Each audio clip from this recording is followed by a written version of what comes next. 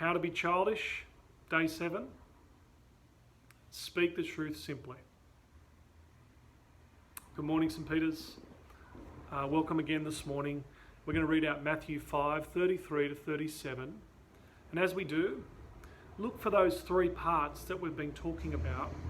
Traditional teaching, vicious cycle that leads to, or the law I should say, vicious cycle, and then childish behaviour, childish transforming behaviour. Listen, again, you have heard it said, verse 33, to our ancestors, you must not break your oath, but you must keep your oaths to the Lord. But I tell you, don't take an oath at all, either by heaven because it's God's throne, or by the earth because it's his footstool, or by Jerusalem because it is the city of the great king. Do not swear by your head because you cannot make a single hair black or white. But let your yes be yes and your no mean no. Anything more than this comes from the evil one. Well, traditional rules are pretty simple. Have a look at listen to verse 33. Do not make an oath, or you must not break an oath. You must keep your oaths to the Lord. This was the law. You must not swear falsely and you must keep your oaths to the Lord. But the vicious cycle that this law creates is in verses 34 to 36.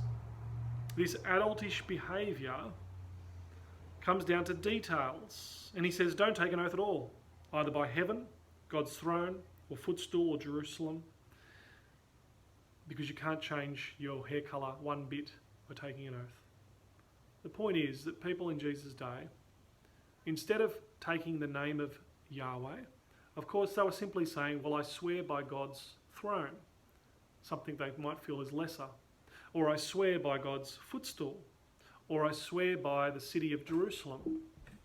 You can see how the law leads to that vicious cycle of looking at details and trying to find loopholes in simply the words that we say. And so Jesus says you must not swear at all. Now, the temptation here is to make yet another law to say that, well, we shouldn't swear at all. And people have done this with regard to courtroom laws where you swear on the Bible, or you say, I promise to tell the truth. But Jesus is not replacing a law with yet another law. He's replacing the law with the fulfillment of the law, that is to be people obedient from the heart for the Father. And so Jesus gives us this replacement.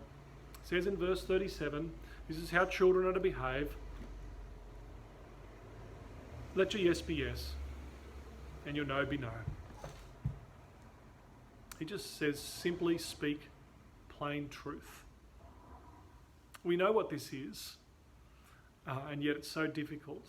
Very simple, but we are to speak truth, whether it hurts or whether it doesn't. Children do this because they trust their father. They may get taken advantage of, they may offend, but a child trusts their father. And this transforms relationships. You can see how this builds trust with others. And this also shows others that you're not trying to circumnavigate things or to be duplicitous, but instead you're someone that speaks truth. That's it for today. See you tomorrow.